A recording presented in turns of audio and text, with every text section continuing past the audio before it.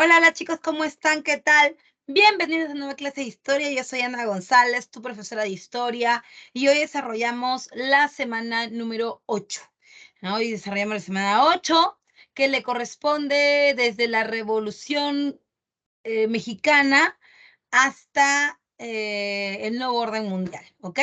Entonces vamos rapidito a presentar la diapositiva.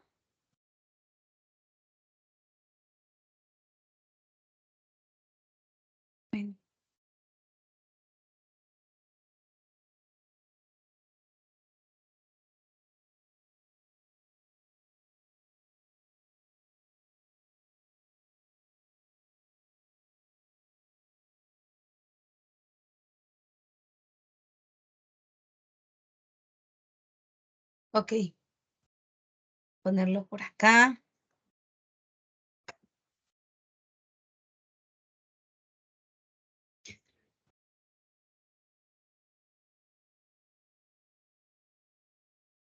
Ok, ¿estás viendo la diapo? ¿Sí? ¿Se puede ver la diapo? Sí se ve, Miss. Aquí, vamos entonces. Vamos con la Revolución Mexicana entre 1910 y 1920. Las causas de la revolución están íntimamente ligadas a la dictadura de Porfirio Díaz. Porfirio Díaz tuvo un gobierno de 33 años. Y tú me preguntarás, pero profesora, ¿cómo es esto de la Revolución Mexicana que recién se independizaron en 1910? ¿Tan tarde? La respuesta es no. Los mexicanos se independizaron de España cuando eran colonia española. Se independizaron en 1810. 100 años después de su independencia, los mexicanos decidieron ponerle fin a un nuevo dominio que tenían de Estados Unidos.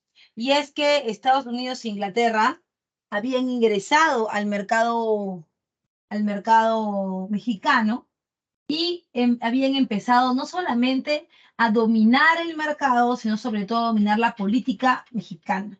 Y es así como un presidente pro gringo, pro capitalista como Porfirio Díaz gobernó 33 años dándole la espalda no solo al pueblo mexicano, sino también a la burguesía mexicana y apelando siempre por las mejores condiciones y beneficios para Estados Unidos. ¿Ok? Bien. Por otro lado, también recuerda, está la agudización de la pobreza en el campesinado. El tema con esto es que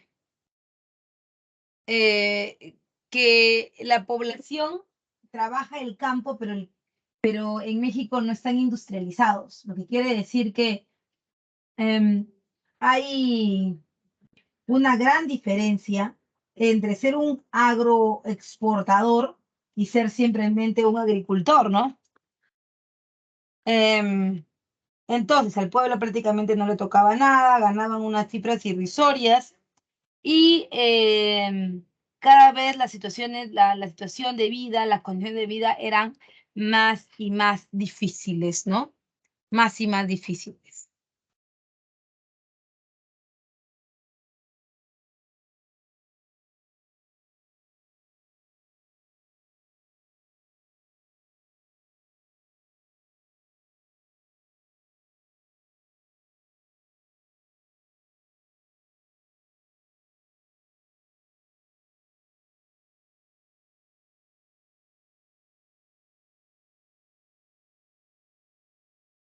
Ok, también es el descontento de los sectores urbanos. No solo la gente del pueblo estaba en contra de esta forma de gobierno de Porfirio Díaz, sino también em, lo estaban los proletarios, la clase media y parte de la élite. ¿Cuál era la parte de la élite? Aquellos agricultores que no, que eran grandes,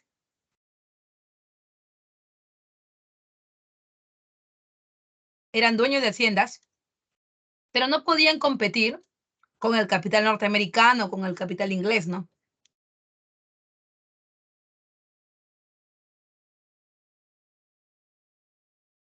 En México, todo se originó a raíz del levantamiento de Francisco Madero. Mira, Madero no es alguien del pueblo, nunca lo fue. Madero era un hacendado. Importante, ¿para qué te voy a decir que no?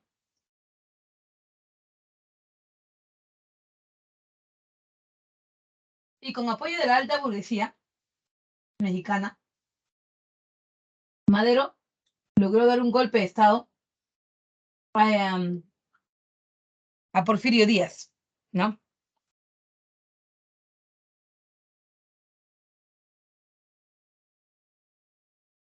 Pero el golpe de Estado de Madero no duró mucho. ¿Por qué? Porque a la misma usanza que en el Perú, se de forma parecida,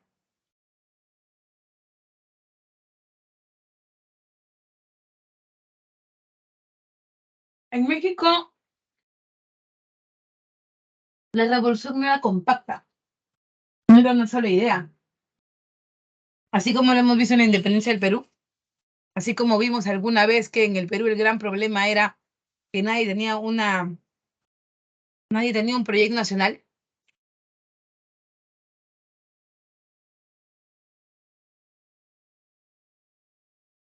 que se quería la independencia, sí, pero la independencia de Tacna, de Cusco,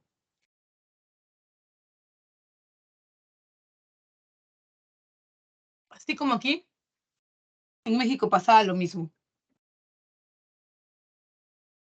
En México hubo levantamientos en el norte, en el sur,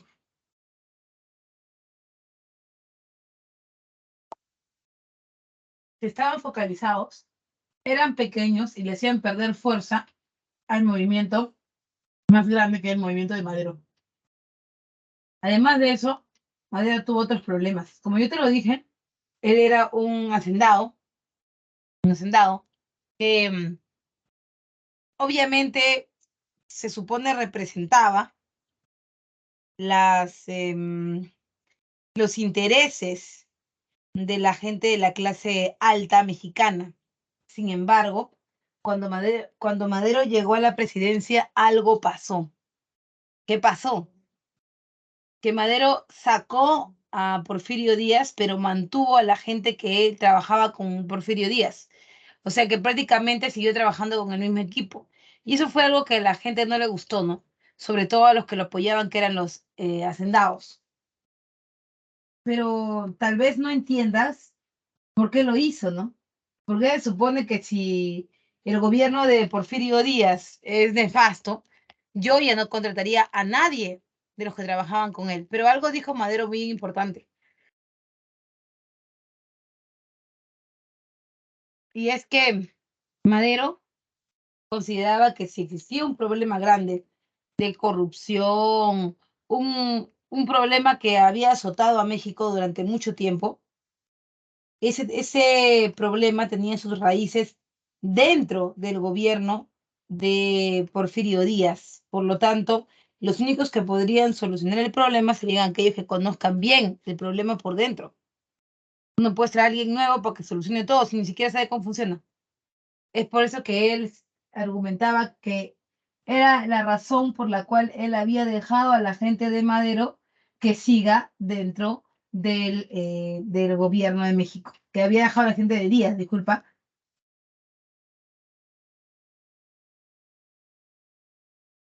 que siga dentro del gobierno, ¿no? Ujú. Además, además, em, estas personas que van a ser parte ahora de su gobierno se llaman, o lo llamaba él, los famosos intelectuales.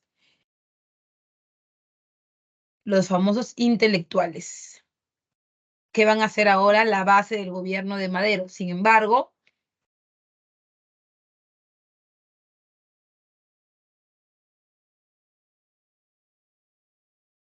había una razón específica por la cual Madero había dado el golpe de Estado en ese momento.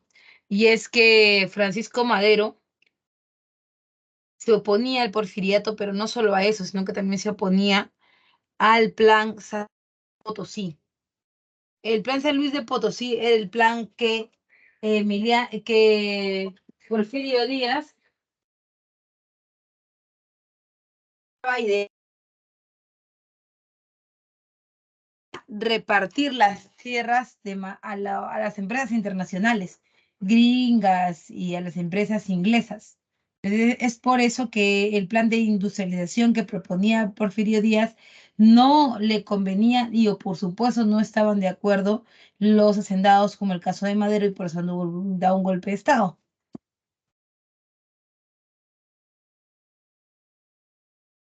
Aparecen levantamientos en provincias, entre los cuales destaca el liderazgo de Emiliano Zapata y Pancho Villa. Es otro problema, como te lo decía, la revolución está fragmentada y al estar fragmentada, pues se vuelve débil, ¿no? Y por eso es que también demora muchísimo tiempo en llevarse a cabo, en hacerse realidad, ¿no? Porque en realidad estamos frente a algo que está tambaleando, ¿no? Que no estaba tan previsto como lo que se podía haber pensado, ¿no? Por otro lado, también recuerda, en cuanto a los sucesos, cae Porfirio Díaz y entra el gobierno Francisco Madero. Aparece la rebelión de Emiliano Zapata por la cuestión agraria, sí.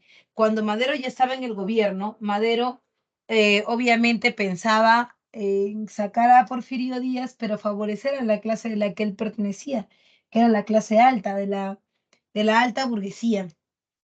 Entonces, en ese sentido, ¿no? En ese sentido es que Emiliano Zapata cuestiona el gobierno de Madero y pide una reforma agraria a través del Plan Ayala, que la tierra se le reparta a la gente del pueblo, que ellos también tienen derecho a la tierra. En 1911, entonces, este plan logra captar la atención del pueblo. Debilitado por esto,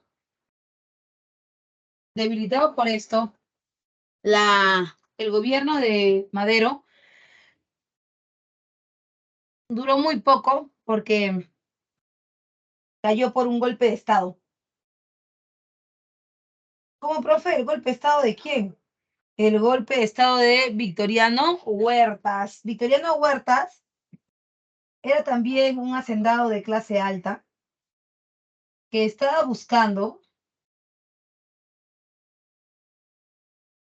llegar al poder, pero obviamente apoyado por la clase alta, ¿no? Ahí viene el problema.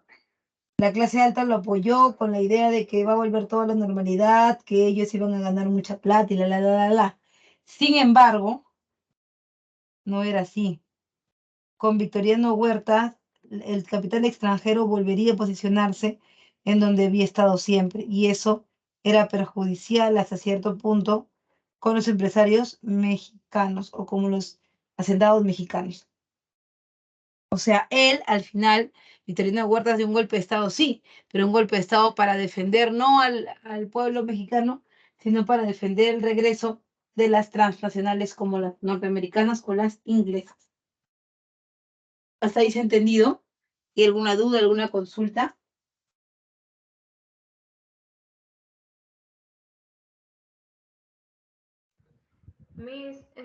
Yo no entendí muy bien la parte del liderazgo de Emiliano Zapata y Pancho Villa. Sí, lo que pasa es que estamos viendo en esta revolución que no es como que todos pertenezcan al pueblo, ¿no? Emiliano Zapata y Pancho Villa representan uno al sector rural, ¿no? A la zona rural de México, pero también al mismo tiempo representan a un grupo social, y digamos que un grupo social diferente, ¿no? Que son los pobres.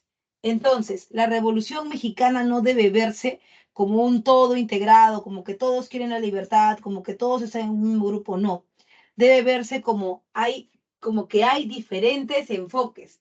En el caso de Francisco Madero, su objetivo para la revolución era simplemente sacar a Porfirio Díaz y mantener los privilegios que tenía la clase alta. En cambio, habían otras necesidades. O sea, la necesidad no solamente era de la clase alta de que hubiera una revolución, sobre todo era del pueblo, pero, pero Madero no representaba al pueblo. Por eso aparecen figuras como la de Emiliano Zapata o la de Pancho Villa, ¿no? Con la idea entonces de sí, hacer algo en contra de los extranjeros, pero también hacer algo en contra de los nacionales que tanto los oprimían, ¿no? Entonces, Madero y Zapata y Villa aparecen como una alternativa de revolución desde el pueblo hacia arriba, mientras que Madero era desde la oligarquía, ¿no? Entonces, esa es la verdadera razón por la que hay tres, ¿no? Porque no se representaban entre ellas. Sí, creo que se entendió o algo más faltó ahí. ¿Tenías alguna otra duda? Sí se entendió, Miss, gracias. Ok,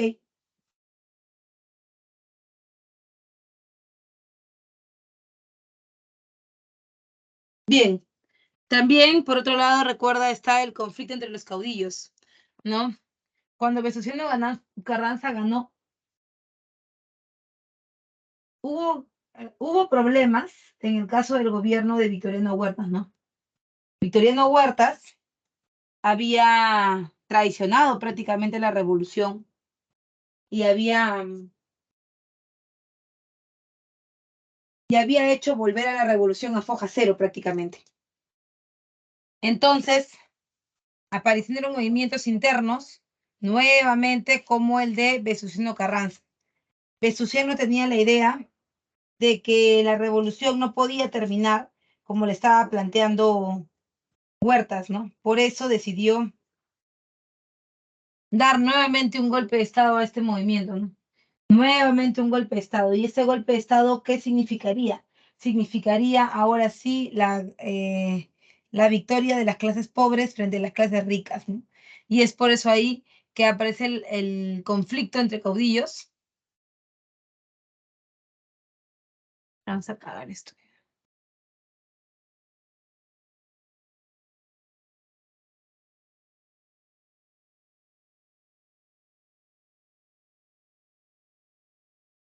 El conflicto entre Vesustiano Carranza y Victoriano Huertas, ¿no? Se pelean, hay un conflicto entre ellos, sale ganando Vesustiano Carranza y él promulga la Constitución de Querétaro. La Constitución de Querétaro de 1917 trae cosas nuevas, pero sobre todo que se pueden plantear en sociedad, como,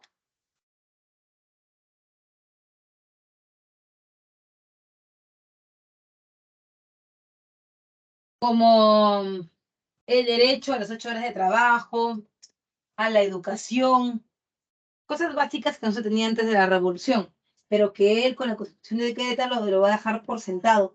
Y así también se va a evitar que hayan cambios, ¿no? Porque ya había una Constitución que lo determinara de por medio.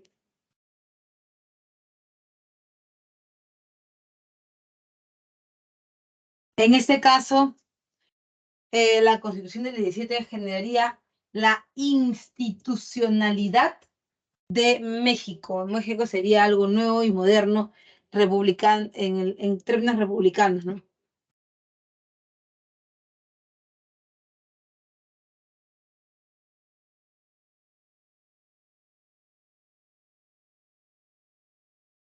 Bueno, mientras se desarrolla la Revolución Mexicana, al otro lado del mundo se desarrolla la Revolución Rusa. ¿Y qué con esto? A ver,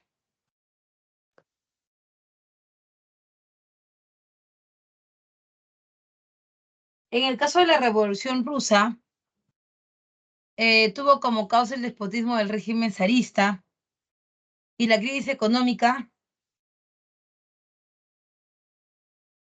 que la agudizó la Primera Guerra Mundial, ¿no? Con influencia del socialismo. ¿Cuál es el problema con el socialismo? ¿Tú te acuerdas en la ideología del siglo XIX qué era el socialismo? ¿Lo recuerdas? ¿Cuáles eran sus bases?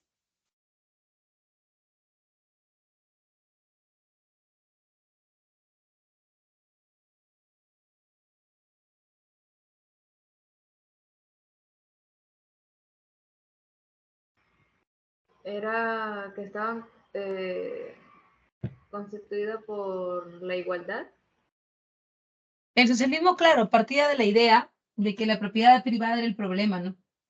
Y que todos deberíamos ser partes de la producción. O sea, que el obrero se diera cuenta que el industrial no tiene por qué tratarlo mal, porque si no fuera por él, el industrial no podría ganar el dinero que gana. Y el industrial y el obrero tampoco puede despreciar al industrial. ¿Por qué? Porque sin él tampoco puede producir. Entonces se genera una condición de cooperación. En el socialismo todavía la propiedad privada, bueno, ya no existe. Ahora existe la propiedad colectiva, porque todo es de todos. Sin embargo, en el socialismo, las ideas socialistas no encajan en la Rusia de esa época, ¿no? Y no encajan porque el zar Nicolás II era de un gobierno absoluto. O sea, él no iba a compartir nada con nadie, nada que propiedad corporativa, que un poquito para ti, nada. Para él todos eran simplemente gente del servicio, ¿no?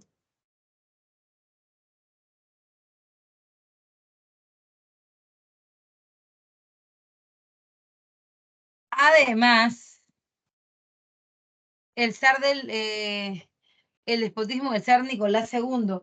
Tú me puedes preguntar, profesora, pero ¿por qué todo sobre la revolución en Rusia tan tarde, no? Porque esto es siglo XX y la revolución francesa ha sido en el siglo XVIII. ¿Qué pasó?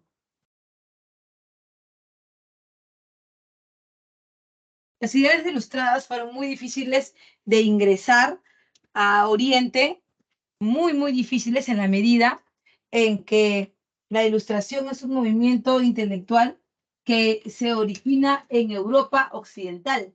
Acá digamos que llegó con retraso, ¿no?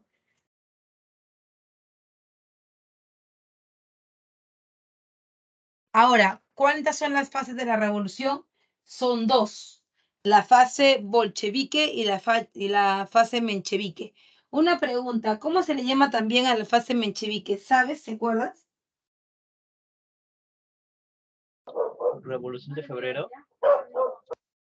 Ya, o también llamada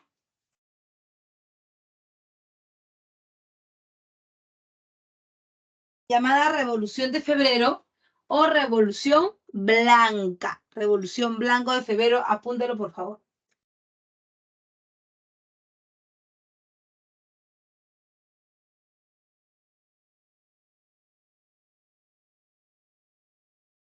¿Y por qué la llaman así? ¿Por qué la llaman Revolución de Febrero o Revolución Blanca? Porque recuerda que la izquierda, los partidos políticos de izquierda se dividen en dos. Los partidos políticos de la izquierda moderada y de la izquierda radical. En el caso de la izquierda moderada, que es este menchevique, ellos en realidad no están buscando de ninguna manera, están buscando desaparecer con violencia al zar Nicolás II, ejercer violencia. No, eso no. Ellos están simplemente buscando la forma diplomática, amable, de sacar o de terminar con el gobierno zarista, ¿no? Sin embargo,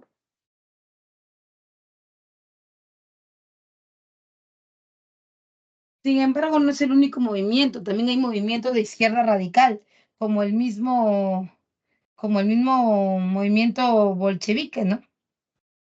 Entonces, ¿cómo es que intervienen las revoluciones en la revolución? En el caso de la revolución menchevique, estalla la huelga en Petrogrado en contra del gobierno del zar Nicolás II, y los obreros obligaron al rey a abdicar en favor de su trono, ¿no? Que sacarlo a él y poner a otro. Eso era. Eh,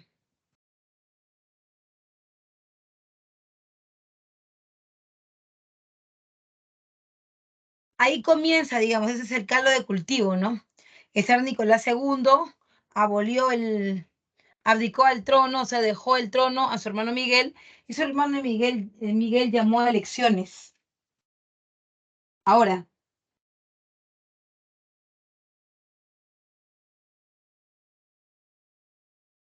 En estas elecciones salió elegido Alejandro Kerensky y era obvio que las demandas del pueblo querían ser atendidas o querían que fueran atendidas las demandas del pueblo en ese gobierno. Sin embargo, la principal demanda era que Rusia salga de la Primera Guerra Mundial, porque había estado en la Primera Guerra Mundial. ¿Y por qué había entrado? Muy fácil, muy sencillo. Lo que pasa es que en la Primera Guerra Mundial, ¿no?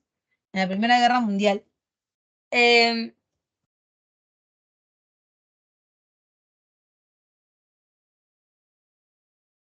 hay intereses de las grandes, de los grandes imperios expotencias, ¿no?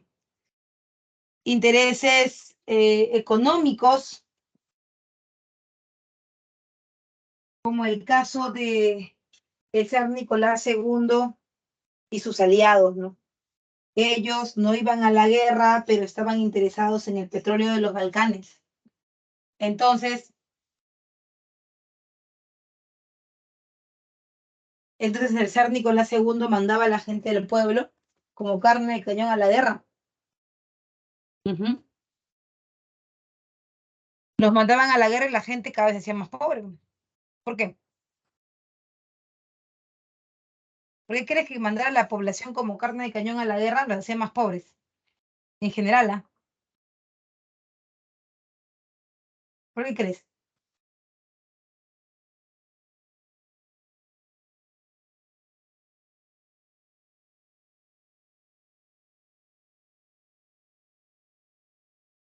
¿Sabes por qué? Porque la mano de obra rusa era una mano de obra de agricultores. Y si tú los mandas a la guerra y ya no regresan, ¿quién va a sembrar? ¿Quién va a cosechar? ¿Cuánto va a subir el precio o el costo de vida? Un montón. Por eso es que la gente del pueblo ya estaba harta. Estaba harta, encima que no había nada, que era un déspota, su gobierno era despótico, encima de todo eso todavía venía con lo de la guerra, ¿no? Por eso es que se llaman elecciones y se establece una república. Era la segunda república, disculpa, la primera república rusa,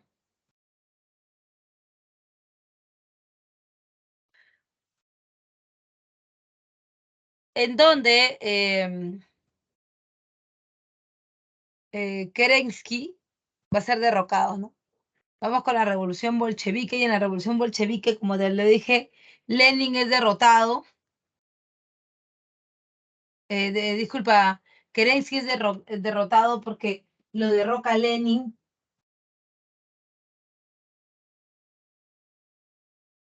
y Lenin se convierte en el representante o en el gobernante máximo de hasta ese momento Imperio Ruso.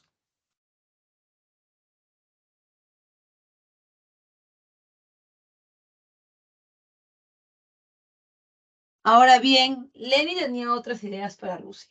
Decía que Rusia no podía seguir así en una industria simplemente que era de los alimentos, porque eso en realidad podía satisfacer necesidades básicas, pero no te iba a llenar de plata.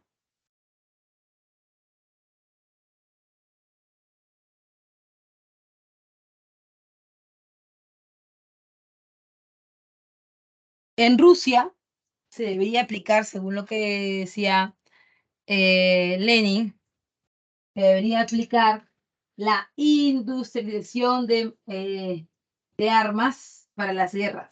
Así iban a lograr salir adelante.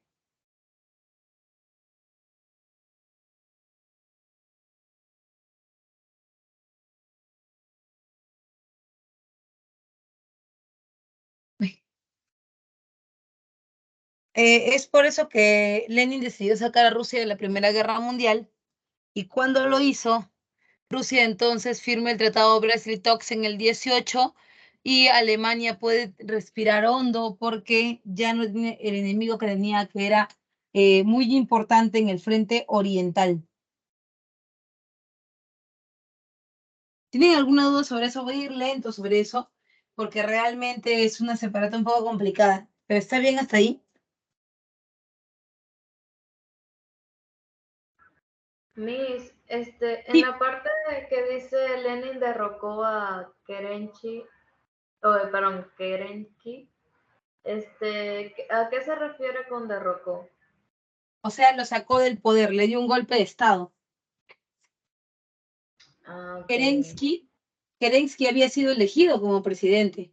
Sin embargo, la izquierda más radical, que es la de Lenin, no estaba muy convencido realmente, no estaba muy convencida de lo que Kerensky estaba haciendo. ¿Por qué? Porque se suponía, y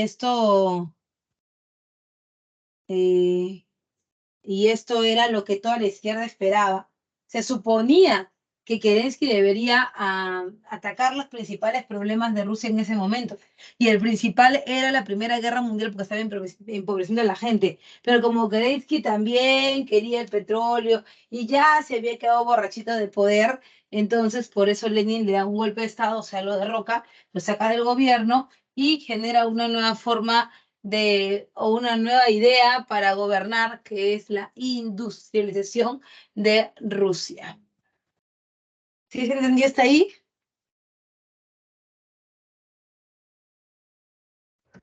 Sí, Miss. Ok,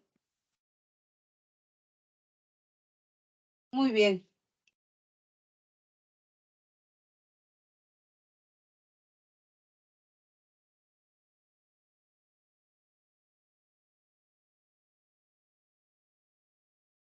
Rusia entonces fue retirada de la Primera Guerra Mundial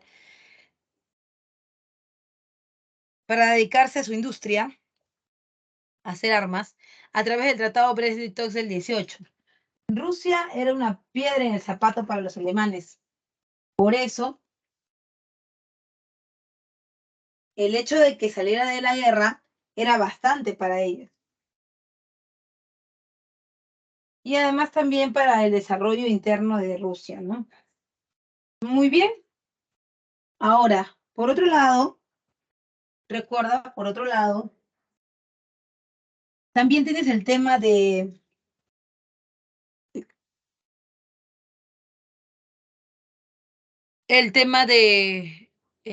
las consecuencias, ¿no? ¿Qué consecuencias trae sacar al zar Nicolás II del gobierno? Uno, el inicio de la guerra civil entre el 17 y el 23, que sería la pelea entre los mencheviques y los bolcheviques por gobernar.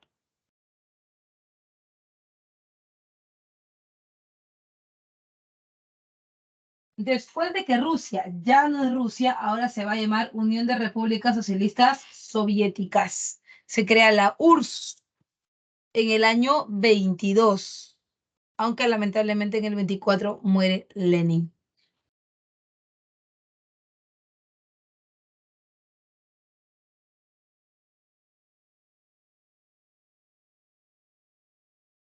Además, vamos ahora hacia el otro lado del mundo y nos vamos hacia el frente occidental. Vamos a ver a Estados Unidos. ¿Ya? Pero quiero preguntarte si ya todo quedó la idea redonda en la Revolución Rusa.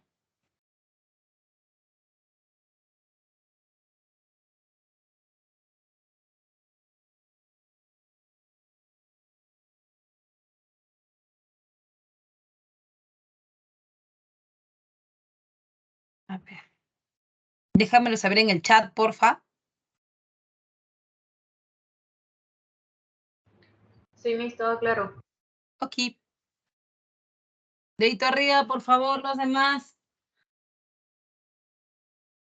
Y todo bien, claro.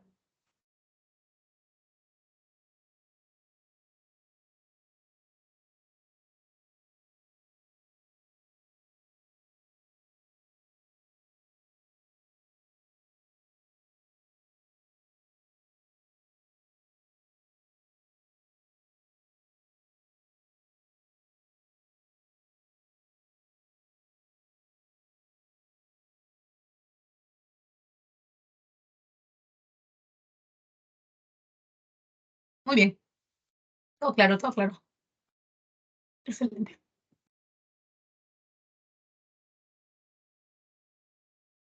Vamos ahora con la crisis del capitalismo. Mira.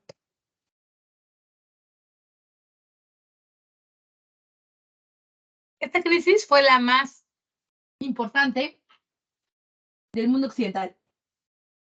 Aproximadamente una pérdida del 40% del desarrollo económico en el mundo occidental. Y todo porque cayó Estados Unidos. Te voy a comentar entonces.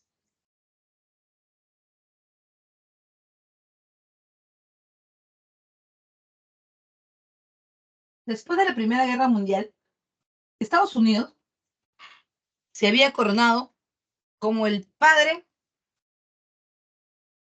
del mundo. Era el gran ganador. Y aunque tú y yo sabemos que en realidad Estados Unidos no era el único que se encontraba en el bloque de los ganadores,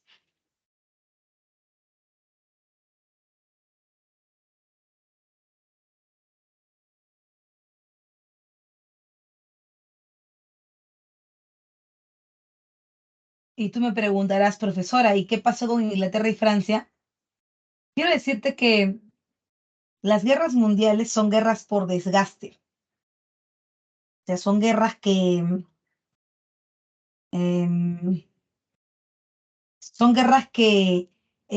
aunque tú hayas ganado, te has sufrido demasiado en el enfrentamiento, te has desgastado mucho, pues entonces no te sirve mucho el galardón de que te pongan, él ganó. Y a Estados Unidos le pasó lo que te estoy diciendo, porque si tú te das cuenta, Estados Unidos participó en la Primera Guerra Mundial, pero no es que tampoco se desgastó un montón, porque al final tú sabes que Estados Unidos entró al último. Entonces, prácticamente se llevó todo servillito, pues, ¿no? Los que sí salieron bien golpeados fue Inglaterra y Francia. Ellos sí estaban muy, muy, sumamente golpeados.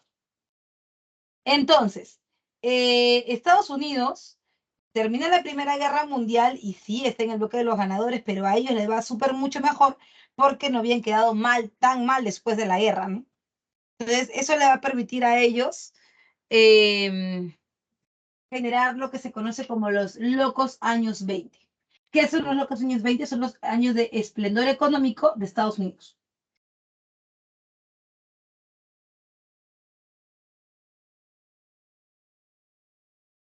Ahora bien, en cuanto a las causas, está la especulación financiera,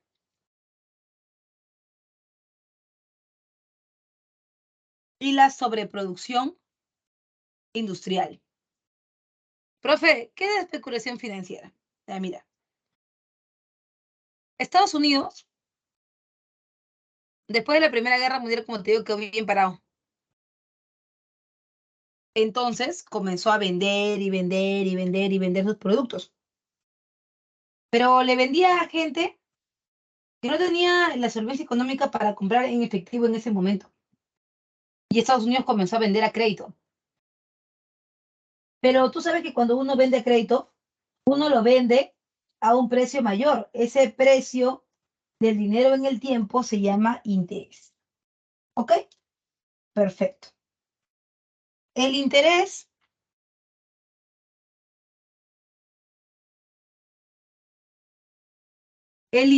era lo que Estados Unidos ganaba cada vez que prestaba dinero. Sin embargo, también es muy riesgoso. ¿Por qué es riesgoso? Porque tú no tienes la seguridad de que al que tú le has prestado te va a pagar. Por eso, tu riesgo financiero aumenta y eso hace que tus cuotas sean cada vez más grandes. Eso le pasó a Estados Unidos. Y tú sabes que el dinero de un país está representado en las acciones de las empresas, ¿no? O sea, en la bolsa de valores con las acciones de las empresas. Es por eso que Estados Unidos comenzó a sobrevalorar las empresas. O sea, como tú me has pedido prestado y no me puedes pagar, ya pues tu cuota va a ser tú me has pedido prestado 20.000 soles, ya van a ser 8 cuotas de 5.000. Pucha, pero es un montón. Bueno, así es. Si quieres, te lo llevas, pero esa plata está representada o esa plata está respaldada por la industria, así como te he dicho tu profesor de economía. Entonces, se recontrainfla y Estados Unidos tenía la idea que a futuro iba a ganar un montón de plata, pero en realidad eso no es real. ¿Y por qué no es real? Porque tú no tienes la seguridad de que te lo vayan a hacer. Por eso lo estás cobrando un montón, para que una segunda o tercera cuota ya te haya terminado de pagar todo. Entonces, los gringos sobrevaloraron su bolsa de valores, pero el tema era que sobre eso que habían, el precio que habían puesto, habían hecho préstamos, se habían adelantado, ¿no? Pensando que en algún tiempo ellos iban a tener toda esa plata, pero no fue así, porque la mayor parte de las empresas no pagaron. Y como no le pagaron, ¡cuac, cuac, cuac, cuac! Cayó la bolsa de valores. Y cuando cayó, vino el problema, porque ya las empresas que respaldaban a Estados Unidos y además los países que dependían de él iban a sufrir cambios. Y cambios bruscos. ¿No?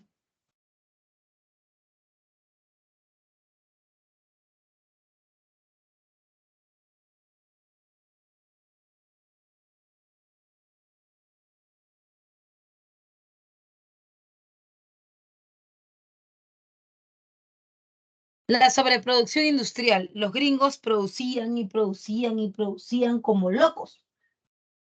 Sin embargo, esa producción no estaba, como te dije, respaldada por una demanda importante, porque claro, había gente que quería comprar pero no tenía dinero. Y ahí otra vez venimos con el círculo vicioso de los préstamos norteamericanos, ¿no?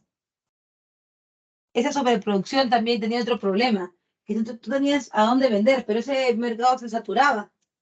Entonces, al saturarse el mercado, ¿ya? Al saturarse el mercado, los gringos, los gringos no tenían dónde vender. Y se les quedaba la producción. Y al quedarse la producción, obviamente entraban en una crisis.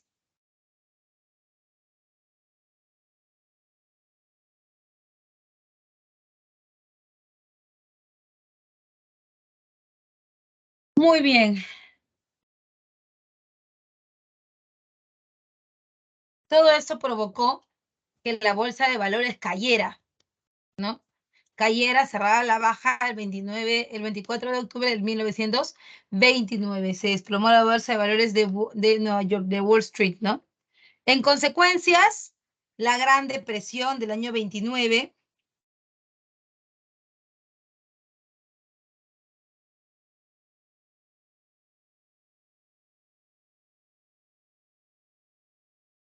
¿Qué significa la Gran Depresión? La gran crisis, ¿no? ¿Por qué? Porque al no tener las empresas ya dinero, ¿qué iba a pasar? Lo primero que iba a pasar era cerrar. Y si cerraban, despedían gente. Y si despedían gente, la gente asustada, lo primero que iba a hacer para sobrevivir era sacar su dinero del banco. Pero como tú sabes, el banco trabaja con plata que no es de ellos, trabaja con plata que es de los aportantes. Entonces, mucha gente al mismo tiempo sacó su dinero y el banco quedó descapitalizado. Ahora, la empresa que te ha sacado a ti de la jugada quiere reactivarse, pero para reactivarse tiene que pedirle plata al banco porque ellos no tienen. Pero le piden plata al banco y el banco sí, yo tampoco tengo, porque a mí vino los que tú despediste y me quitaron todo. Entonces es como una gran bola de nieve, ¿no? Desempleo, que quiebra de bancos, quiebra de fábricas, etcétera.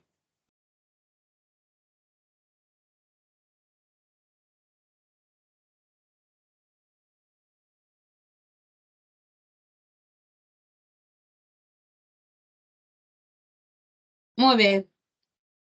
Por otro lado, también recuerda quiebra de bancos, fábricas, devaluación monetaria, porque cuando no hay producción se devalúa la moneda,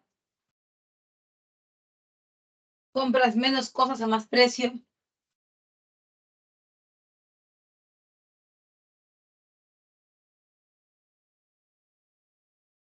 Y por otro lado, está también el desempleo generalizado, ¿no? Y la extensión de la guerra mundial, disculpa, la extensión mundial de la crisis, ¿no? En el Perú, por supuesto, nos afectó un montón a nosotros, ¿ah? Un montón nos afectó. En el Perú, la mayor cantidad de empresas eran norteamericanas, ¿no? Como por ejemplo la IPC. Entonces, ¿qué pasaba? Que Estados Unidos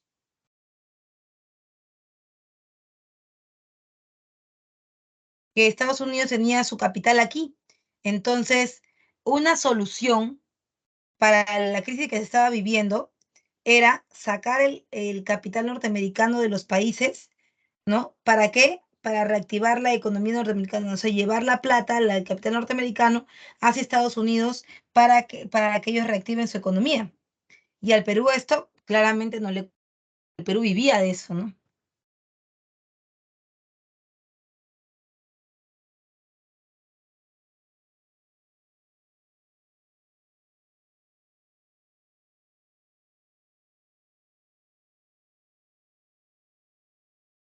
Ahora bien, por otro lado,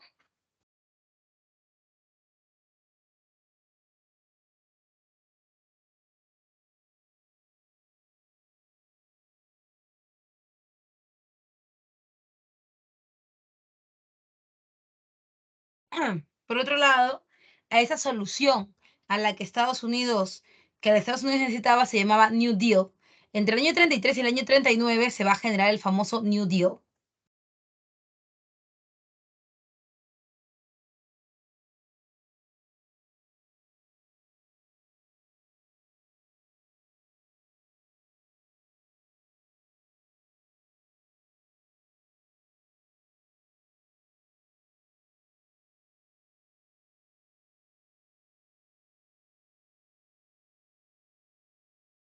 El New Deal es también llamado el nuevo trato.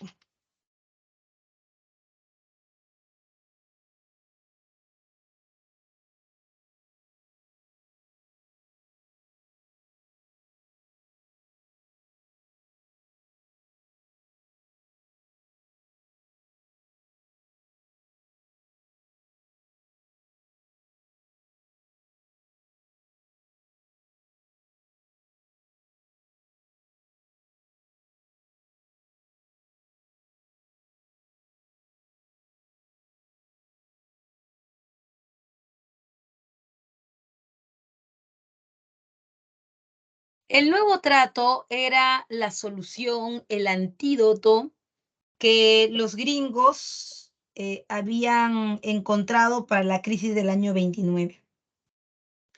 Una de las cosas que proponía Sir John Maynard Keynes era entender que el modelo norteamericano, el modelo clásico de Adam Smith, con el que por siempre se habían manejado, se había roto. Ese modelo hizo crack, se rompió, ¿no es cierto? ¿Y cuál era el modelo? En donde el mercado se regulaba solo a través de la oferta y la demanda, a través de la oferta y la demanda, y pues no, no tenía, no podía encontrar la solución, digamos que en las mismas bases de ese modelo. O sea, tú no puedes, en economía por lo menos, ¿no? No puedes arreglar algo con el mismo modelo que ya estaba roto. Tendrías que inclusive pensar en algo opuesto para solucionar el problema, ¿ya? O sea, tú no vas a utilizar oferta y demanda por igual, que no se mete el Estado para equilibrar el mercado. Eso no se puede. Es al revés. Tiene que intervenir el mercado para poder solucionar este problema ahora. Tiene que intervenir el Estado, disculpa, para poder solucionar ese problema, ¿no? Entonces, es por eso que Keynes le propone a Franklin Delano Roosevelt una mayor intervención regulatoria del Estado en la economía, ¿no? ¿Qué significa esto? No tienes por qué darles bonos, no le des eso, porque si tú haces eso, ellos se van a gastar la plata, pero el problema no es que se la gasten, porque hasta ahí también irían las cosas bien. El tema es que ellos van a gastar ese dinero no de entrada en comida o en supervivencia, sino en pagar deudas que se han originado por la crisis, lo cual no genera demanda. Entonces, con el gobierno en el gobierno de Roosevelt, ¿no? ¿Qué se hace? Facilito. En el gobierno de Roosevelt se dice, mira, Franklin, antes de darles plata, ponnos a trabajar haciendo algo importante. Importante para la población a largo plazo, pero también importante para ellos que ganen plata ahora. A esa combinación de hacer algo bueno para la población, no una buena obra, por ejemplo, pero también dar trabajo a la gente, a esa combinación se le conoce como estado de bienestar. El estado de bienestar. El estado de bienestar, entonces, es ese modelo en donde tienen que quedar obras para el pueblo que funcionen después, porque esa es la tarea del Estado. La tarea del Estado, ¿no? Que está regido por un gobierno, su tarea ¿cuál es? Asegurarte la educación, ¿no? Asegurarte la salud, ¿no? Entonces, haciendo esas obras públicas y direccionándolas bien, se pueden matar dos pájaros de un tiro. Darle trabajo a la gente para que pueda subsistir y además dejar algo para la posteridad, ¿cierto? Es lo que, por ejemplo, en el tiempo del COVID nosotros debimos haber hecho. Nosotros debimos haber hecho postas médicas, hospitales en esa época. ¿Por qué? Porque no solamente le iba a dar trabajo a la gente, como decía Sir Germain Keynes, sino que también habría dejado para la posteridad lugares de ayuda, asistencia de salud, ¿no? Que ahora nos hubieran caído, pero como anillo al dedo, ¿eh? Uh-huh. Por supuesto que sí. Entonces, hay un incremento del gasto público en obras, por lo que te comentaba, pero también se buscaba que el capital norteamericano que estaba en el extranjero debería regresar a los Estados Unidos, ¿cierto? Uh-huh. Muy bien.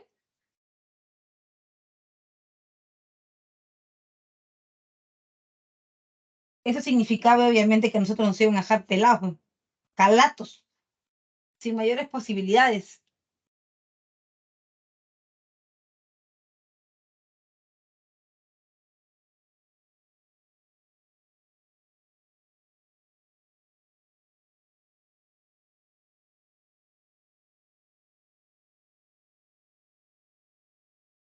Ahora, por otro lado también, recuerda que aparece la creación del sistema de seguridad social, que es el sistema que brinda ayuda o apoyo a las personas cuando no tienen trabajo. El Estado se encarga de ellos a través de un fondo común, ¿no? Que es temporal, obviamente, ¿no? No es para siempre, pero que cuando están limitados por alguna enfermedad o discapacidad, el Estado se hace cargo de ellos. Entonces, has visto, a mí, por ejemplo, siempre me gustaba ver una serie gringa que se llama Aquí los Mortales. No sé si alguna vez has escuchado de ella o la has visto. Y Aquí los Mortales, una serie en donde salen personas que son obesas, no tienen sobrepeso, pero así muy fatal, ¿no? De 280 kilos, 300 kilos, ¿no? Y que no pueden movilizarse, no pueden trabajar porque pues ni siquiera pueden caminar. Entonces, se ve como que ellos buscan, ¿no? Apoyo, ayuda con un médico. Sin embargo, ellos dicen, ay, somos pobres, que nos ayuden porque no tenemos para eso. Ah, no tienen para eso. Pero ahí los ves que dicen que son pobres, pero tienen un camionetón, que con ese camioneta se van a otras ciudades, tienen un jatazo, comen todos los días delivery, y uno piensa, o sea, cuál es el real sentido de pobreza, ¿no? Y bueno, tiene que ver también mucho con las ayudas y programas estatales que tiene Estados Unidos a través de sus gobernaciones, ¿no? También es importantísimo. Y eso es parte de su seguridad social, ¿no? Que la gente no quede desamparada nunca, que el Estado siempre tenga un fondo para que ellos puedan puedan sobrevivir, ¿no? En medio de la discapacidad que tienen. Ujú. Entonces, Estados Unidos logró salir adelante después del crack del 29 con un modelo totalmente opuesto al modelo clásico de Adam Smith, pero que sí daba resultados, ¿no?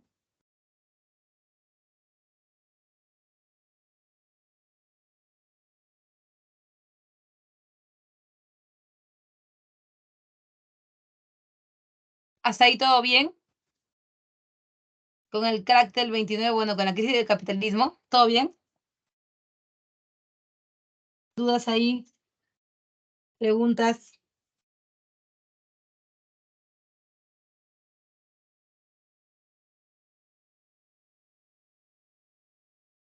¿Ninguna duda, pregunta, consulta sobre esto? ¿Sobre el crack del 29? Yo tengo una pregunta, Miss. Sí, dime, coméntame. ¿Qué era el modelo keynesiano? ¿Podría repetirlo, por favor? El modelo keynesiano es el modelo contrario al modelo clásico de Adam Smith. Es el modelo también conocido como el conjunto de medidas heterodoxas, en donde el punto principal es que se debe permitir la intervención directa del Estado. O sea, en ese tipo de economía, en ese tipo de modelo, la fórmula es que el Estado regule todo por un tiempo determinado. Ojo, que no es que el Estado es dueño de los medios de producción, pero sí el Estado es uno más de los que ofrece los medios de producción. Por ejemplo, en la teoría keynesiana, por ejemplo, ¿cómo sería, no? ¿La propiedad privada desaparecería, profe? No, no desaparece, pero el Estado se convierte como en una empresa más, ¿no? Y antes, en el modelo clásico, que no estaba permitido que ellos den puestos de trabajo, ahora sí va a estar permitido que generen puestos de trabajo que intervengan directamente en la economía. Ya no solamente que supervisen, sino que intervengan, ¿no? Ahora, este modelo es un modelo que no va a durar mucho tiempo, ¿ah? O sea, es como de emergencia. No es que los gringos estén pensando que así va a ser siempre, ¿ya? O sea, el modelo keynesiano es el modelo que contrapone al capitalismo y que permite la intervención directa del Estado en la economía. ¿A través de qué? A través de los puestos de trabajo o de los programas, ¿no? De seguridad social que se ven hasta ahora en Estados Unidos, ¿no? ¿Se entendió esa parte? Antes no, pues no, antes la salud era simplemente particular y ya. ¿Todo bien?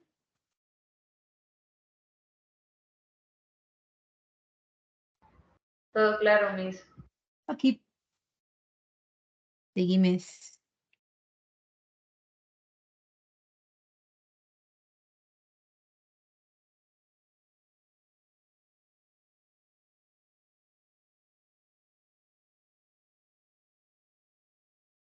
Ahora, en cuanto al periodo entre guerras, entre la Primera y la Segunda Guerra Mundial, que sería entre el año 39 y 40, y entre el 19 y el 39, ¿ya? En esos 20 años, ha habido muchas cosas importantes, ¿no? En el mundo, los países han cambiado. ¿Por qué han cambiado, profe? Porque su visión también de la realidad ha cambiado. Recuerda que después de la Primera Guerra Mundial, el gran ganador ha sido Estados Unidos. El gran ganador ha sido Estados Unidos. Entonces, en el caso de los Estados Unidos, como te lo comentaba, ellos habían tratado no muy cordialmente, ¿no? A algunos países europeos después de la Primera Guerra Mundial, como Alemania o Italia, ¿no? Que en el Tratado de Versalles habían quedado pues como la última rueda del coche, sobre todo en este caso Italia, ¿no? Que Italia había comenzado como del lado de Estados Unidos, ¿no? del lado del entente cordiale. Entonces, Estados Unidos, em,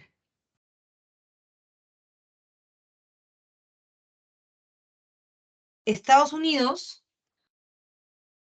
em, al sufrir este crack del 29, también su figura política, su figura de poder, cambió mucho en el mundo, porque era débil, porque ahora el gran monstruo, el gran padre, después de la Primera Guerra Mundial, el que había hecho destrozos con ellos en el Tratado de Versalles, ya no, ya no lo haría más, ¿no? ¿Por qué? Porque prácticamente él está todo caído, ¿no ves que está en crisis? Entonces, ese era el modelo indestructible, ese era el modelo de economía que había dominado después de la Primera Guerra Mundial, o sea, así, a ese nivel, pues para muchos de ellos, para algunos países como Inglaterra, como Alemania o Italia, la respuesta era no. Ellos creían que se podía hacer un modelo mucho más efectivo que el norteamericano, que esa cochinada iba a caer rápido, ¿no? Pero lo que ellos iban a hacer no. ¿Por qué? Porque muchos países habían caído después del crack del 29, porque dependían económicamente de Estados Unidos. Pero lo importante era hacer un modelo nacional, un modelo que no dependa de nadie, que si alguien cae, ellos estén siempre de pie, ¿no? Sin embargo, ¿ya? Sin embargo, em, sin embargo, eso implicaba trabajar desde dentro, y para eso aparecen los fascismos que están dentro de los gobiernos totalitarios. Profe, una pregunta, ¿qué es un gobierno totalitario? Es un gobierno en donde el que gobierna es un militar y por lo general lo hace a través de un partido único, ¿ya? Como el caso del fascismo italiano o del nazismo alemán. Entonces, los gobiernos totalitarios tienen como característica un militar que gobierna, es autoritario, antiliberal, antisocialista, porque para ellos no existen ni liberales, o sea, ni capitalistas, ni, ni socialistas, no existe nada de eso. Existe simplemente el modelo propio de ellos, son nacionalistas. Inclusive nos atreveríamos a decir que son hasta chauvinistas, ¿eh? Porque exaltan demasiado el amor por la patria.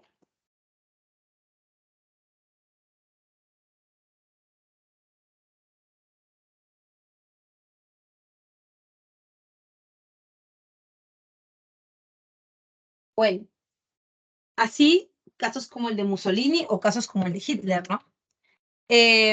Ahora bien, ¿por qué son también antisemitas? Porque tanto los alemanes como los italianos no podían ver a los judíos, ¿no? Y eso tiene origen en la Primera Guerra Mundial, ¿no? Y en la responsabilidad que tuvieron los judíos de realizarles préstamos a los ingleses y los franceses durante la guerra, que obviamente permitió que le ganaran a Alemania, ¿no?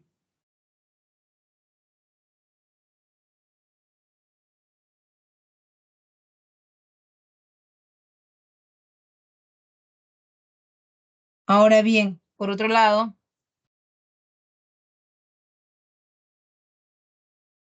recuerda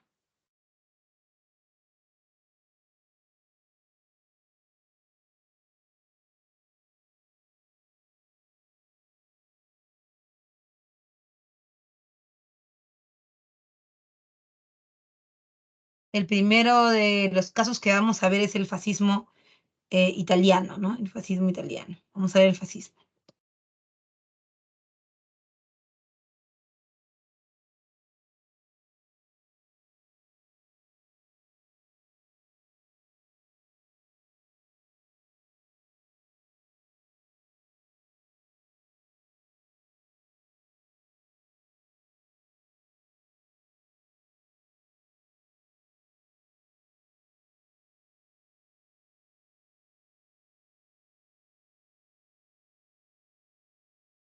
En el caso del fascismo,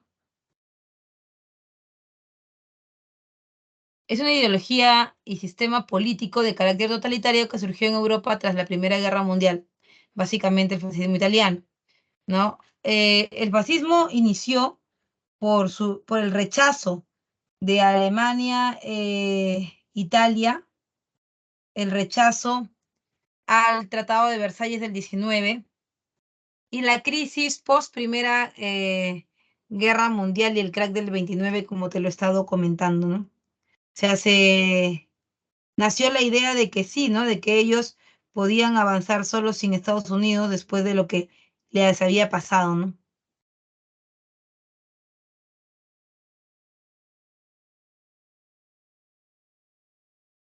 Además, en el 22, los camisas negras realizan la marcha sobre Roma y la pregunta sería, profesora, ¿quiénes son los camisas negras? Son el ejército de Mussolini, ¿no? Los que lo acompañan. Ellos hicieron la gran marcha sobre Roma, que es el inicio de su poder, ¿no? El inicio de su poder. La gran marcha sobre Roma y Mussolini fue elegido primer ministro. Cuando eligen a Mussolini primer ministro, las cosas van a cambiar porque su ideología va a pegar muy fuerte en, en Italia, ¿no? El gobierno fascista, que es un gobierno altamente dictatorial, ¿no? Altamente oprensivo, ¿no? Va a dar lo que se conoce como la ley Rocco. ¿Qué es la ley Rocco? La ley Rocco es la ley que desde el gobierno Mussolini propone que no, y escúchalo bien, ¿ah? Propone que no deben haber otros partidos políticos. Están prohibidos otros partidos políticos. Solo puede estar como partido político el del gobierno, que es el FN, ¿no? El FN.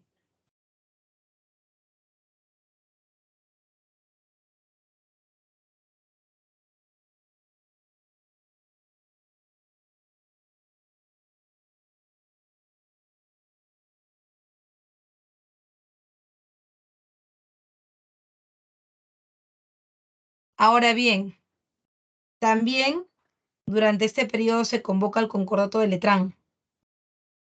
¿Y qué trae de nuevo el Concordato de Letrán? Con él se crea el Vaticano, se le entrega territorio a la Iglesia Católica para desarrollar el Vaticano. Por otro lado,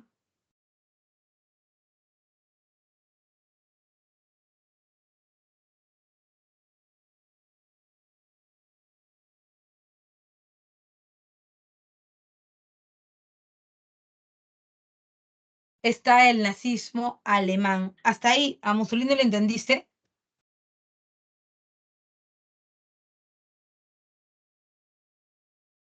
¿Entendiste a Mussolini?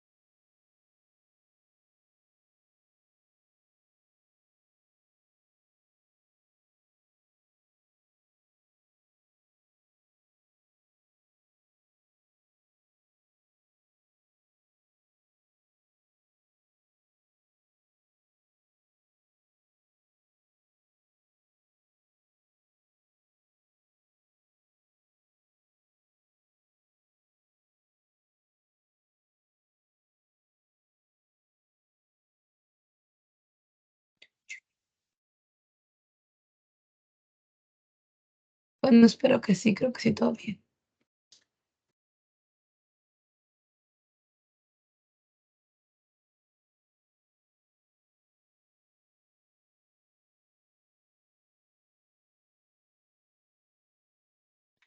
Seguimos.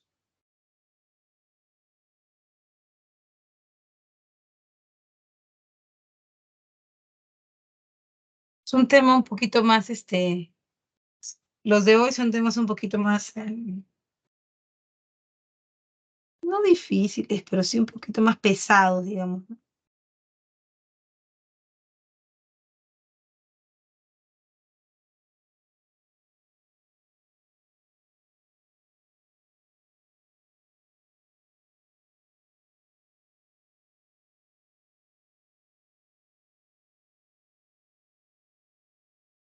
Ya.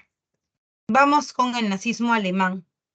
El partido nazi también se inicia, ¿no? Como una respuesta directa al Tratado de Versalles, que como tú sabes fue lesivo, ¿no? Para los alemanes, ¿no? Cómo se los trataron en ese documento.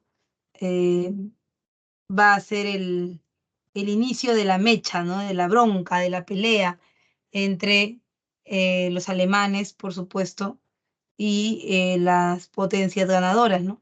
Como Inglaterra, Francia y Estados Unidos. Para 1920 se crea el partido nazi, ¿no? Y para el 23 se da la Paz de Múnich. La Paz de Múnich es em,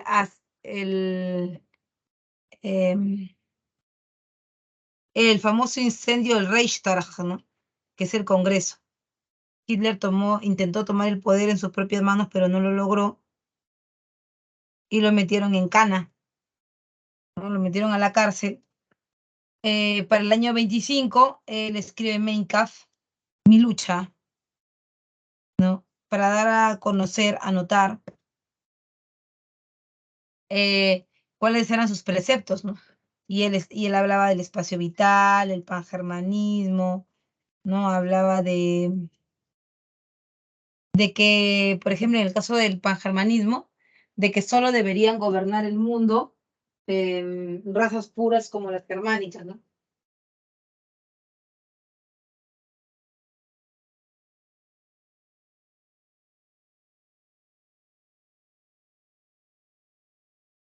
Además,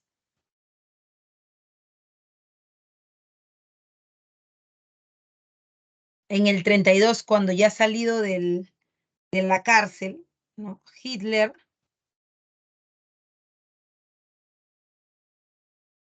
obtuvo la mayoría en el Parlamento y ahora sí en el 33 él decidiría entrar a la política y lo nombran canciller, ¿no? Canciller de Alemania. Ahora bien, el gobierno de él es conocido como el Tercer Reich.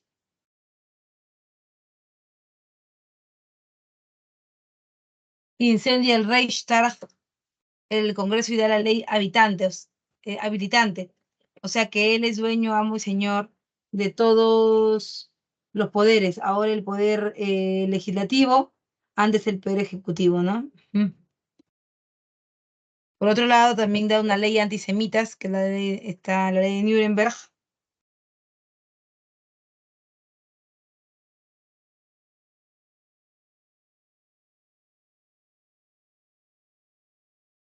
Y ya por último, el estalinismo. ¿Quién es Joseph Stalin? Joseph Stalin es el reorganizador de Rusia después de la guerra, ¿no? Después de la revolución. Y acá tienes que ver que hay varias cosas que pasan, ¿no? Lo primero es que Lenin había muerto y con elecciones internas, a través de elecciones internas, se elige a Joseph Stalin, que en realidad no era el único candidato, ¿eh? No era el único. Había otro, y ese otro se llamaba Leon Trotsky. Leon Trotsky, Leon Trotsky tenía una idea acerca de Rusia y en contra de lo que decía Stalin, Trotsky proponía que las ideas socialistas que se empezaban a vertir en Rusia no deberían primero salir al exterior y luego ser afianzadas en Rusia, sino que al revés. Primero deberían ser afianzadas en Rusia y después salir a conquistar el mundo. Sin embargo, era algo como que ya no había tiempo para hacer eso, ¿no? Porque el movimiento norteamericano, que es su principal competidor, ya estaba avanzando, el capitalismo estaba avanzando muchísimo. Y la única forma de ganarle al capitalismo era acelerándolo todo. Por eso, en vez de esperar y hacer las cosas como les había dicho Trotsky, lo destierran a México y dejan el gobierno de Stalin, que él sí proponía una expansión de la Unión Soviética, inclusive antes em, de que el socialismo se haya implantado con toda la Unión Soviética. Ujú.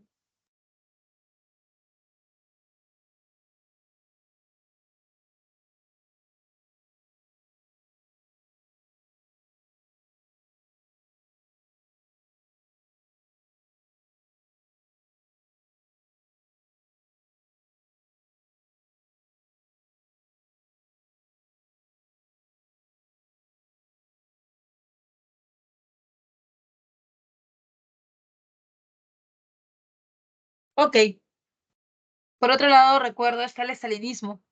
El estalinismo es el régimen dictatorial, como te lo decía, de Joseph Stalin, sobre la Unión Soviética, este mismo que impulsó la industrialización mediante planes quinquenales. Y la pregunta seguro que saltará rápidamente, ¿no? De madura, es, profe, una pregunta. ¿Qué son los planes quinquenales?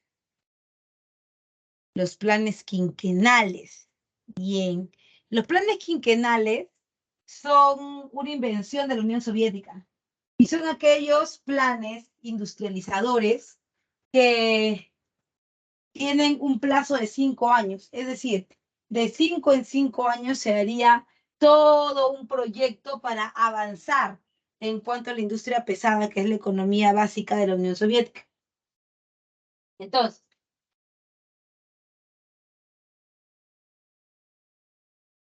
em, en este caso,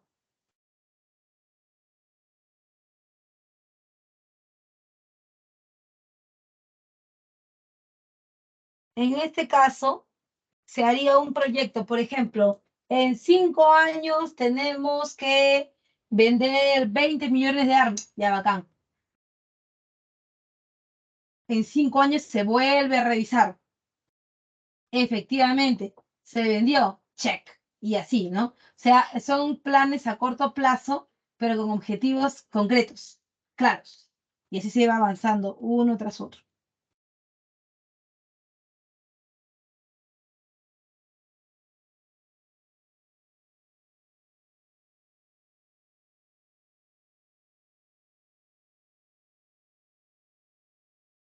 Hasta ahí vamos bien. ¿Dudas, preguntas, consultas hasta ahí?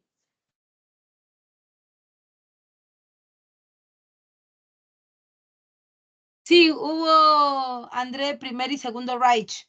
El primer y segundo Reich forman parte del siglo XIX, ¿no? El segundo Reich, por ejemplo, es el de la guerra franco-prusiana, que habíamos conversado, ¿se acuerdan? Cuando vimos la Primera Guerra Mundial, que la guerra franco-prusiana era entre Napoleón III y, y Otto von de Bismarck, ¿no? Ellos son Tercer Reich.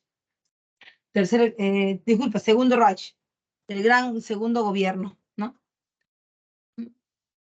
¿Todo bien? ¿Todo bien para pasar a la Segunda Guerra Mundial?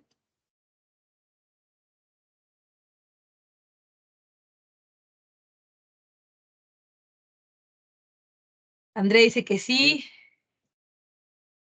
¿Todo bien? ¿Todo bien?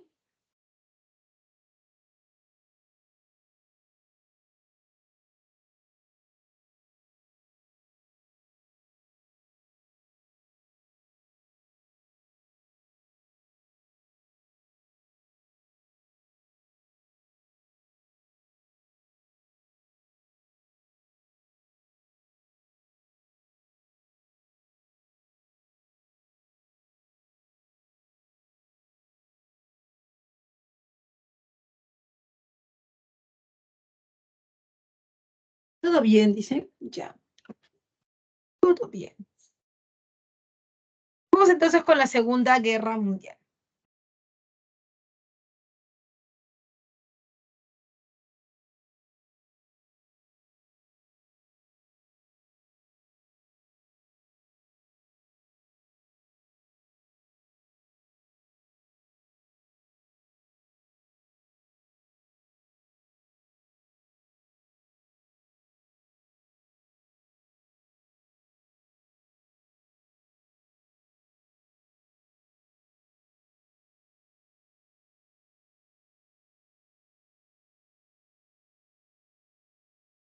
A ver, un ratito, espérame 5 segundos. A ver, entonces, un segundito.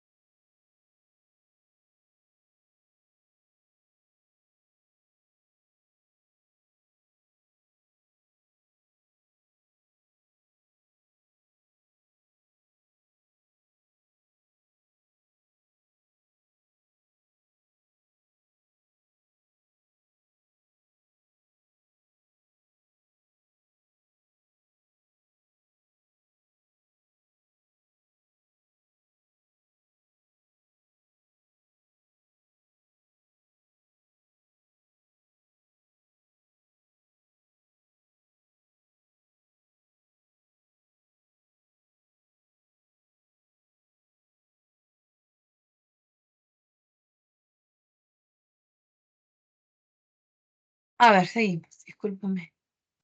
Ya estamos. Tengo la nariz hecha polvo. Mm, terrible. Es que, ¿sabes?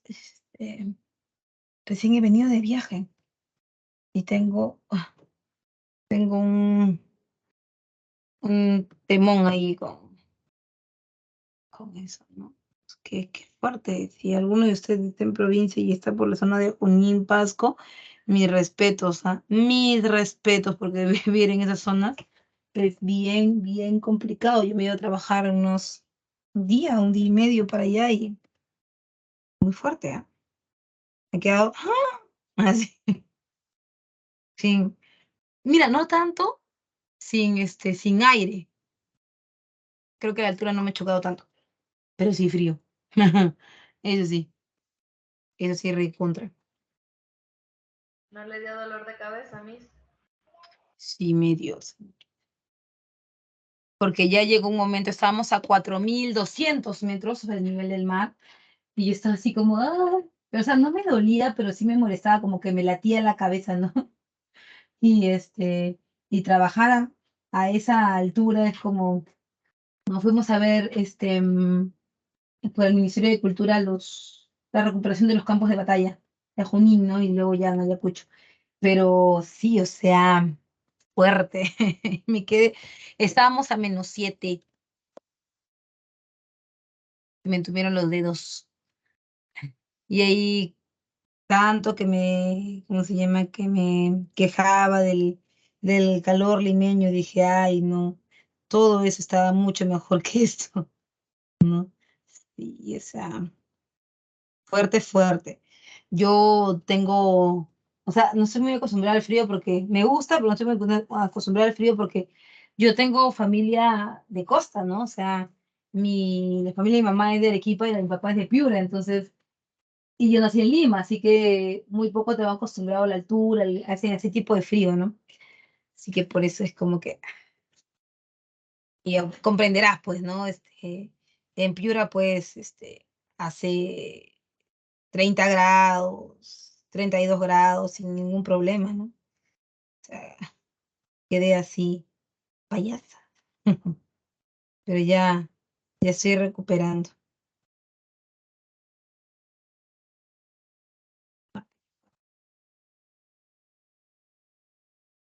Bien, vamos con la Segunda Guerra Mundial y primero hay que hablar de los bloques.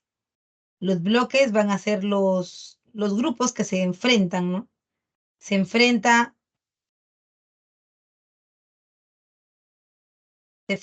el bloque de los que luego van a ser los ganadores, que son los aliados, y el bloque del eje. Digamos que esta Segunda Guerra Mundial es básicamente una guerra de revancha, ¿no? De ir por lo que se les fue quitado, sobre todo impulsada por Alemania, ¿no? Alemania y su seguridad en que la tecnología que estaba desarrollando iba a poderla ayudar para ganar una Segunda Guerra Mundial y dominar ya no solamente las colonias asiáticas o africanas como en la primera, sino dominar todo el mundo. Entonces, Alemania, como siempre, está planteando una guerra rápida, una guerra relámpago, también llamada Blitzkrieg, ¿no? Que es una guerra que no estaba pensada para más de 2 semanas, ¿no? Porque como tú sabes, el tema de los alemanes siempre es el mismo, ¿no? El tema del personal, los soldados, quiénes van a pelear por ellos, y hay que tomar en cuenta esto así con pinzas, ¿no? Porque si bien es cierto, los alemanes tienen mucha tecnología, pues el factor humano les juega una mala pasada, ¿no? La cantidad de gente en el ejército es importante siempre, ¿no? Porque ellos son los que operan las armas. Las armas no se disparan solas, ¿no? Entonces, en ese sentido, sí, ese era el punto más débil de los alemanes, ¿no? El punto más débil. Bueno, además, tenemos que en los aliados está el eje Alemania, Italia, Japón. Y, disculpa, en el eje sí están los países de Alemania, Italia y Japón. Y en los aliados, Francia, Gran Bretaña y la Unión Soviética.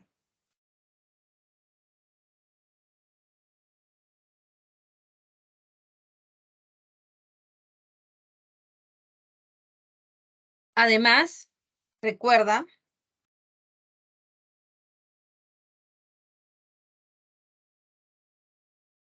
en cuanto a las causas, está la política expansionista del eje, ¿no?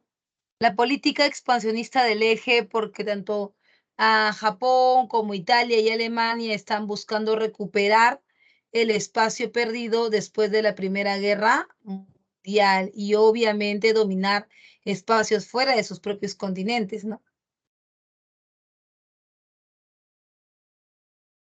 Por otro lado, también está el revanchismo alemán. Obviamente se refiere al Tratado de Versalles, ¿no? Alemania quedó muy mal después de la Primera Guerra Mundial por lo que estipulaba el Tratado de Versalles, ¿no? Quitarle soldados, quitarle las armas, obligarlos a pagar una indemnización de guerra. Eso sí va a ser algo importante, ¿no? Por otro lado, también recuerda, está el fracaso de Sociedad de Naciones, ¿no? Sociedad de Naciones, Sociedad de Naciones era la institución que se había creado a través del Tratado de Versalles para, para evitar que un país invada otro militarmente, para velar por la paz mundial. Sin embargo, no había resultados, no se había respetado a la Sociedad de Naciones y esa también fue una causa por la cual inicia la Segunda Guerra Mundial.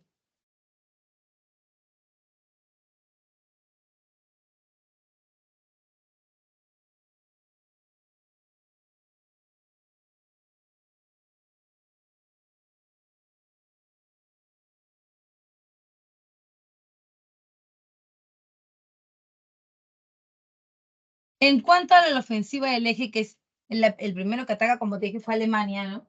El primero en atacar, porque pensaban también que la guerra iba a ser rápida, en realidad, ¿no? Entonces, los alemanes atacaron y lo primero que hacen fue atacar Polonia, ¿no? ¿Por qué Polonia, profesora? Porque Polonia era, si tú ves el mapa, espero ponértelo por acá, mira el mapa donde está Polonia. Polonia está entre la Unión Soviética y Alemania. Lo que quería decir que los alemanes buscaban hacer como un tapón, ¿no? Evitar que la Unión Soviética pudiera entrar a la Segunda Guerra Mundial, porque ya en la primera habían tenido una mala experiencia. Era más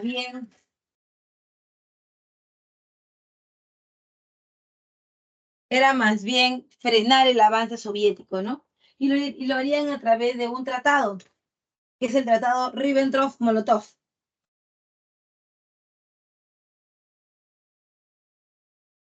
El tratado Ribbentrop-Molotov.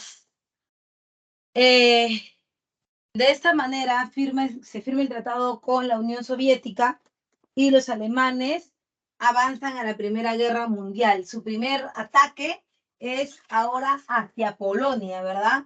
Su primer ataque es hacia Polonia. Y en este ataque, Alemania gana la mitad oriental de Polonia, porque el tratado Ribbentrop-Molotov decía eso, ¿no? Que Alemania invadiría Polonia y que la mitad occidental le correspondería a Alemania, la mitad occidental, y la mitad oriental le correspondería a la Unión Soviética, a la Unión Soviética. Muy Miss, ¿y bien, cómo dijo que se llamaba el tratado? lo voy a escribir aquí en el chat para que lo tenga. Es el tratado Ribbentrop-Molotov.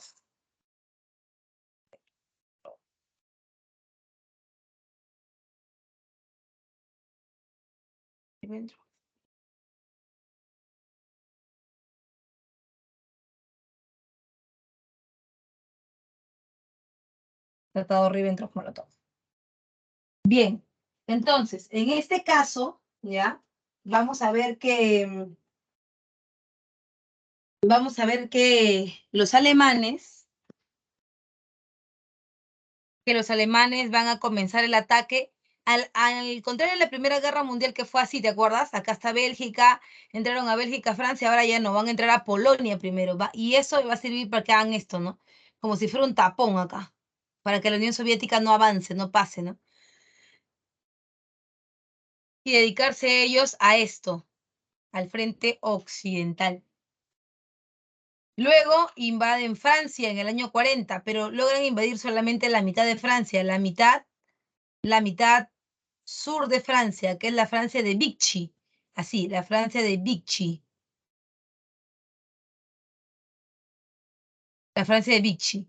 Al sur, la Francia de Vichy y al norte, la Francia de Charles de Gaulle. Charles.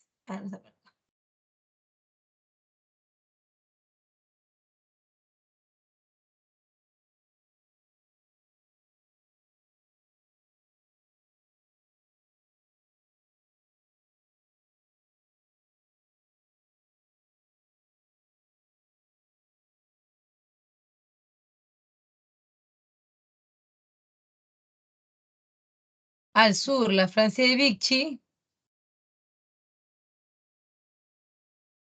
Y al norte, la Francia de Charles de Gaulle.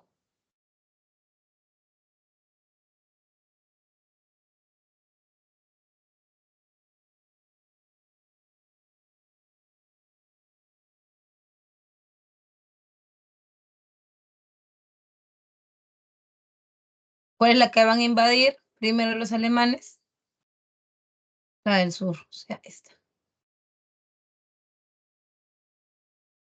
Ya está. Ahora bien, invade Francia, invade Polonia y logra el ataque aéreo a Inglaterra en 1940. Ese ataque aéreo a Inglaterra bloquea el comercio inglés hacia Europa. Se tiene en sus manos Polonia, el norte de Francia y ahora el movimiento económico de Inglaterra. Prácticamente Alemania está ganando la Segunda Guerra Mundial. Y eso en poco tiempo, ¿eh? En menos de un año lo está logrando. Pero mucho abarca el que poco aprieta, ¿sí o no? Los alemanes están abriendo frentes de una manera escandalosa y ellos saben que eso no se debe hacer porque si lo hacen pierden poder dentro de su ejército. Ya ves que es un ejército pues pequeño, ¿no? Bien. Además está la Operación Barbarroja. Han entrado a Inglaterra, a Francia, a Polonia y ahora entrarían hacia Stalingrado en la Unión Soviética. Han tomado la Unión Soviética, el norte de Francia, el comercio de Inglaterra y un pedazo de Polonia. Alemania está ganando la Segunda Guerra Mundial hasta que su amiguis entrometido ¿Ya? Su amigui, Japón, mete las 4 patas. ¿Por qué?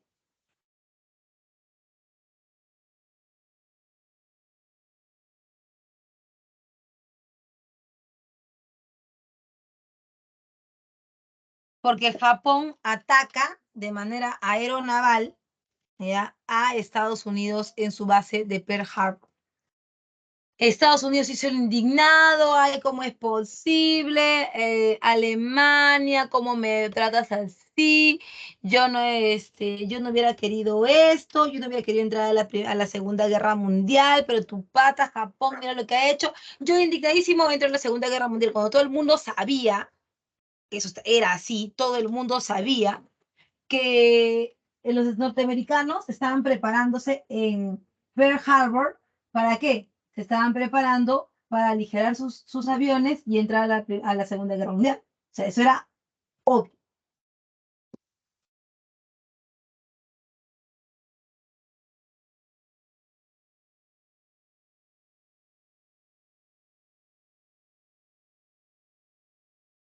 Bueno, es por eso que ahora comienza la ofensiva, pero del otro lado, o sea, de los aliados. Derrotan a Japón en Mar Coral y Midway, y derrotan a los alemanes en Stalingrado. O sea, los rusos hacen retroceder a los alemanes nuevamente. Ahora bien, ya para el final de la guerra, se prepara la operación Overlord. La operación Overlord es también llamada la operación del famoso día D. El 6 de junio del año 44 desembarcan las tropas aliadas en Normandía. ¿Dónde queda Normandía, profe? Aquí al norte de Francia. Es, desembarcan las tropas, ¿no? Y obviamente hacen un festín con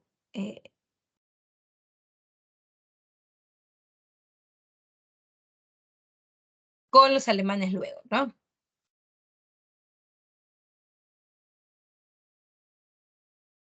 Recuerda, también está las conferencias de Yalta y Potsdam. En el caso de la conferencia de Yalta,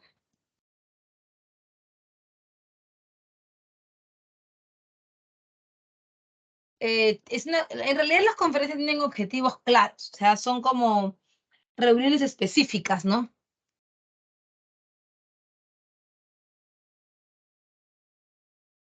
La conferencia de Yalta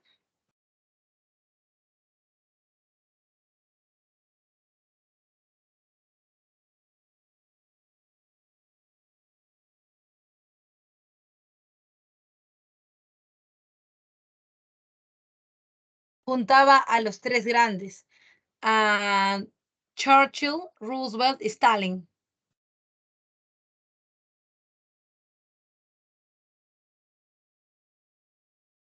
Y en ella se acordaría, eh, las condiciones de la división de Alemania, ¿no? Ujú. ¿Qué era lo que se iba a hacer con ella? Porque al final Alemania era la que había armado todo este problema, ¿no? Entonces, por eso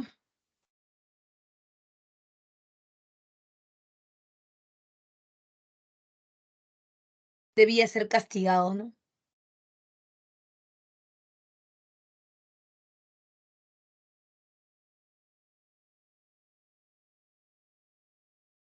Ahora bien, y bueno, en la conferencia de Potsdam, para también ver cuál era la división, pero de Corea, de las 2 Coreas, ¿no? Yalta para Alemania y Potsdam para las 2 Coreas.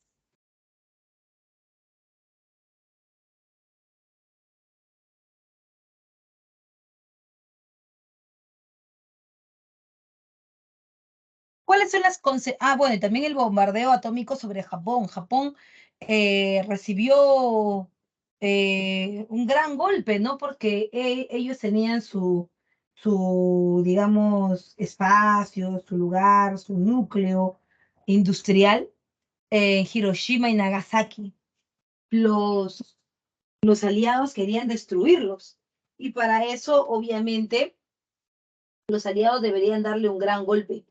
Este golpe no era otra cosa que el golpe en su propia industria, sobre todo los automóviles, con la casa Mitsui, Toyota, Subaru, Mitsubishi, ¿no? Le dieron un golpe y destruyeron su zona industrial, ¿no? Cuando la destruyeron, vino el chongo. ¿Por qué? Porque se creía que Japón iba a quedar inutilizado, ¿no? Iba a quedar como relegado, pero ellos resurgieron de entre las cenizas en los siguientes años, ¿no? Ahora bien, también están los juicios de Nuremberg. Los juicios de Nuremberg como consecuencia son básicamente los que van entre el año 45 y 46 y son para delimitar el castigo por los crímenes de lesa humanidad. O sea, son juicios que se les hacen a los alemanes y a los japoneses por haber matado judíos. Que eso en el caso de los alemanes, ¿no? Eso en el caso de los alemanes eh, había sido incluso parte de una política, ¿no? Porque se habían hecho inclusive leyes antisemitas, o sea, cómo matar a judíos. Era como un deporte eso ya.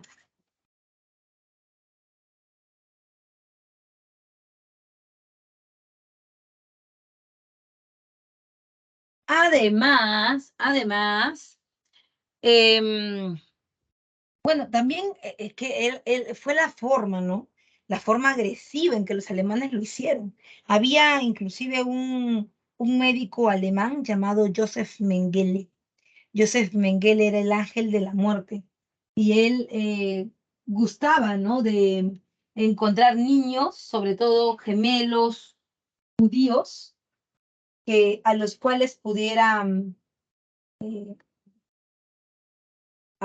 pudiera, a ver cómo te explico, ¿no? Es un poco crudo también esto, pero él buscaba niños a los cuales pudiera someter a ciertas condiciones médicas, ¿no? El, los niños llegaban a los campos de concentración y cuando eran, como te digo, tenían esta condición de ser gemelos o mellizos, los separaban, ¿no? Y a uno de ellos le daba de comer bien bacán, lo tenía bien cuidadito todo, y al otro sí lo tenía todo chancla y todo olvidado, ¿no? Entonces, el que estaba bien gordito es normal, pero llegó un momento en donde el que estaba mal cuidado iba a morir, pues, ¿no? Y cuando el que estaba mal cuidado se moría, él los abría a los dos los abría, ¿no?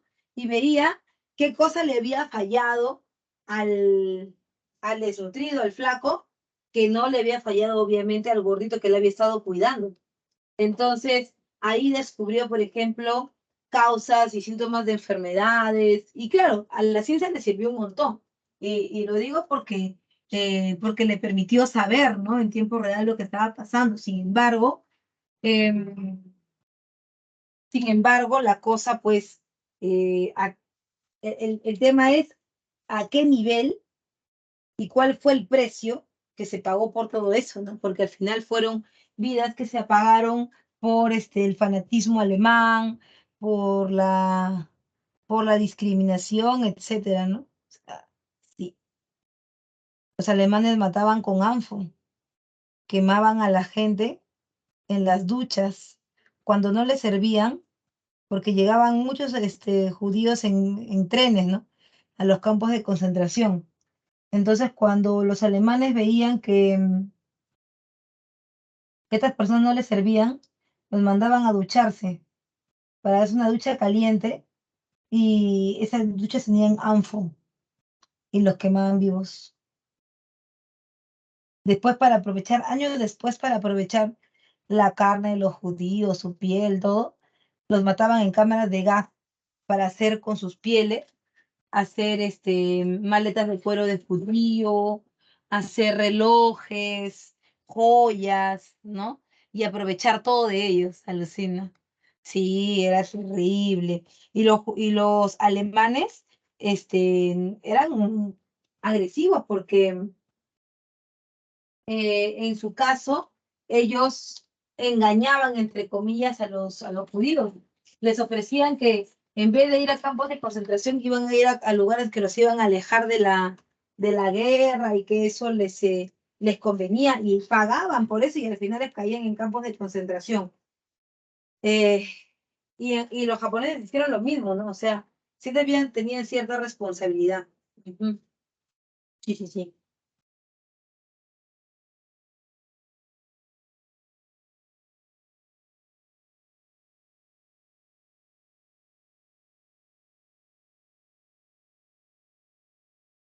Sí, hacían jabones también. Hacían jabones, em, relojes, maletas, billeteras. Aún ahora en el Museo de Nuremberg, en Alemania, puedes ver, ¿no? Qué era lo que hacían con ellos. Y claro, la idea de los alemanes fue siempre que los judíos tenían una deuda con ellos en relación a que se les imputaba que los judíos habían sido quienes habían mantenido financieramente la Primera Guerra Mundial y que por esa razón también Alemania había perdido y se encontraba ahora en esta situación, ¿no? Que si los judíos no hubieran metido su mano ahí, entonces ellos posiblemente ya serían los dueños del mundo. Esa idea también por mucho tiempo rondó, ¿no? Prácticamente los culpaban, ¿no, profesora, los judíos? Ah, Prácticamente los culpaban, los alemanes los culpaban, los sí, judíos. los culpaban, claro, los culpaban, decían que ellos eran la peor escoria y lo peor de todo era que justificaban que los mataban eh, porque era muy difícil encontrarlos, ¿no? O sea, los mataban de esa manera porque era difícil encontrarlos. Recuerden ustedes que los judíos no tienen un lugar, o sea, ellos no tienen un país, sino que ellos están por cualquier lugar, ellos están unidos por una creencia religiosa. Pueden haber judíos portugueses, italianos, pueden haber judíos argentinos, ¿no? Y es por eso que se hacían ese programa que tenían de limpieza de sangre, ¿no? Y los culpaban de todo, o sea que ellos eran la peor escoria que iba a poder tener el mundo y que había que desaparecerla, ¿no? Ujú. Sí, era terrible, pero así sucedió.